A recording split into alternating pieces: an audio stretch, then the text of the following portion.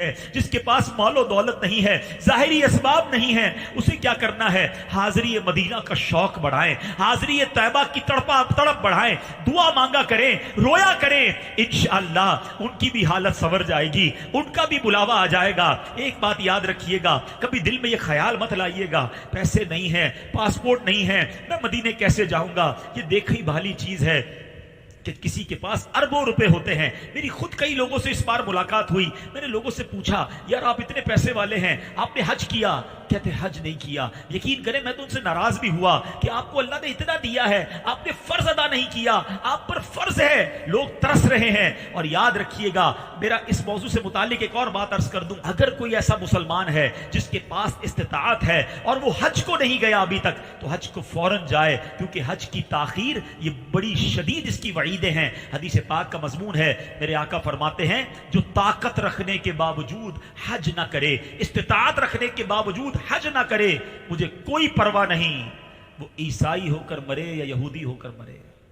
اس کا مطلب یہ ہوا کہ اس کے ایمان پر خاتمہ نہ ہونے کا خوف ہے۔ تمہیں اللہ نے استطاعت دی پھر بھی نہیں جا رہے حج پر، تو ایسے بہت سارے لوگ ہیں۔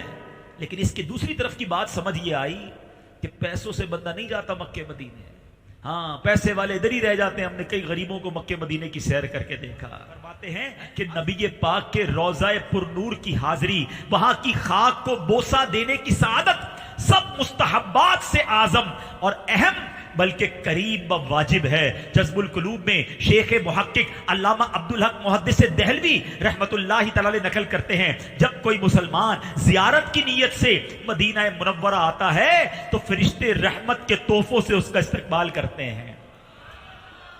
کسی بادشاہ کے پاس جاؤ، کسی بڑی دعوت میں جاؤ تو گھر کے لوگ باہر کھڑے ہوتے ہیں، بادشاہ کے پاس جاؤ تو دنیا کے سپاہی باہر کھڑے ہوتے ہیں۔ ارے شہنشاہ کی بارگاہ میں، والی مدینہ کے دربار میں جاؤ تو فرشتے استقبال کرتے ہیں۔ تحفہ کیا ہوتا ہے؟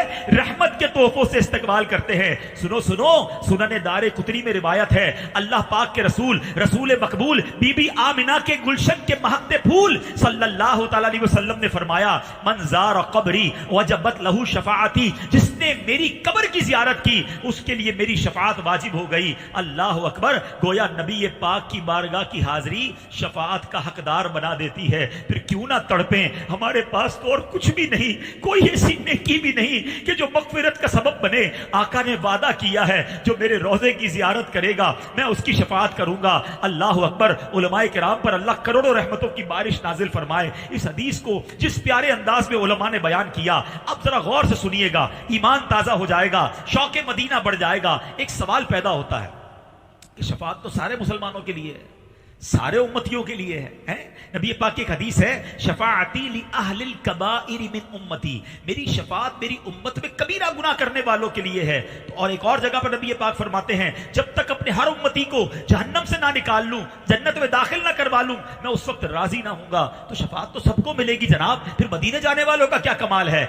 شفاعت تو سارے مسلمانوں کے لیے بھی آقا نے فرمائی ہے۔ اللہ اکبر۔ اب سنو، علماء کہتے ہیں کہ جس نے مدینے حاضری نہیں دی نا، اس کی تو شفاعت ہوگی مگر وہ عمومی شفاعت ہوگی، وہ عام شفاعت ہوگی۔ اور جس نے مدینہ منورہ میں آقا کے روضے کی زیارت کی، اس کی خاص شفاعت ہوگی۔ میدان محشر کی ہولناکیوں سے اس کی حفاظت کی جائے گی، ان کا جنت میں بلا حساب داخلہ ہوگا، جنت میں بلند درجات پائیں گے، اللہ کریم کا خصوصی دیدار نصیب ہوگا۔ اور مولانا نقی علی خان اس کا ایک اور ایمان افروز جواب دیتے ہیں، اعلیٰ حضرت کے والد ہیں نا، سنو سنو کیا فرماتے ہیں، کہتے ہیں شفاعت کس کو ملے گی؟ شفاعت تو مسلمان کو ملے گی نا۔ ایک بندہ ساری زندگی شفاعت کی امید پر زندگی گزارے اور نیکیاں بھی کرتا رہے، اللہ نہ کرے ایسی کوئی غلطی ہو جائے کہ مرنے سے پہلے اس کا ایمان ہی چلا جائے، تو جو بے ایمان مرا، گناہوں کے سبب بھی تو ایمان سلب ہو جاتا ہے نا، تو اس کی تو شفاعت نہیں ہوگی۔ شفاعت کے لیے مسلمان ہونا، ایمان والا ہونا شرط ہے۔ مولانا نقی علی خان فرماتے ہیں کہ جب نبی پاک علیہ الصلوۃ والسلام نے شفاعت کا وعدہ کر دیا تو اس کا مطلب یہ ہوا کہ مدینے جانے والے کا خاتمہ ایمان پر ہوگا۔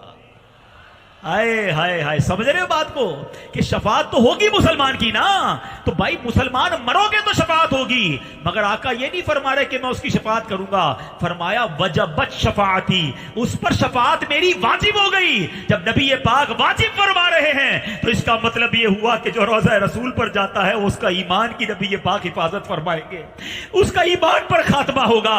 اور آگے سنو، سبحان اللہ، مولانا نقی علی خان فرماتے حدیث کا مطلب یہ بنے گا، یہ پاک صرف شفاعت کا وعدہ نہیں کر رہے، میرے آقا ایمان کی حفاظت کا وعدہ بھی فرما رہے ہیں۔ اب حفاظت بھی وہ فرمائیں گے، شفاعت بھی وہ فرمائیں گے۔ اللہ اکبر۔ اب ایک اور بات کہ جناب میدان محشر میں بہت سارے لوگ شفاعت کریں گے، یاد رکھیے گا، شفاعت کبریٰ ہمارے آقا کے ہاتھ میں ہے۔ جب نبی پاک شفاعت فرمائیں گے اس کے بعد انبیاء بھی شفاعت کریں گے، علماء بھی شفاعت کریں گے، حفاظ بھی شفاعت کریں گے، فرشتے بھی شفاعت کریں گے، شہداء بھی شفاعت کریں گے، حاجی بھی شفاعت کرے گا، باعمل حافظ بھی شفاعت کریں گے۔ مگر سنو، آقا نے کیا فرمایا؟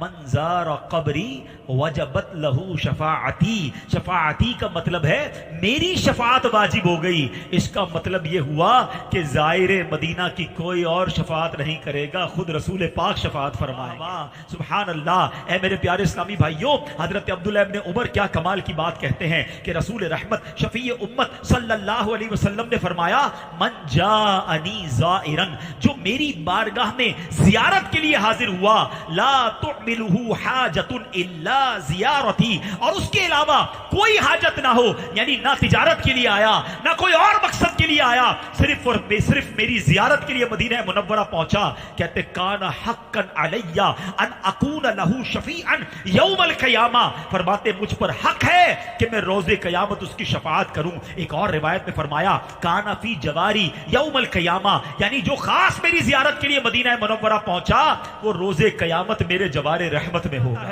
جب مدینے پہنچتے ہیں تو ان کے ایمان کو تازگی مل جاتی ہے، ایمان کو طاقت مل جاتی ہے، ایمان مدینے میں سے بڑھتا ہے۔ کہا جب دنیا بھر میں گھوم پھر لو، جب لگے کہ ایمان کمزور ہونے لگا ہے، بیٹری ویک ہونے لگی ہے، مدینے چلے جاؤ، تمہیں وہاں تازگی مل جائے گی، مدینے چلے جاؤ، وہاں تمہارا ایمان مضبوط ہو جائے گا۔ اللہ اکبر۔ اے میرے پیارے اسلامی بھائیوں، ایسے ایسے واقعات ہیں کہ مدینہ منورہ کی باتیں کی جائیں، وقت تو ختم ہو سکتا ہے، ہماری باتیں ختم نہیں واجب ہو گئی۔ اب آقا فرماتے ہیں تم میں سے جس سے ہو سکے وہ مدینے میں مرے، کہ جو مدینے میں مرے گا میں اس کی شفاعت کروں گا۔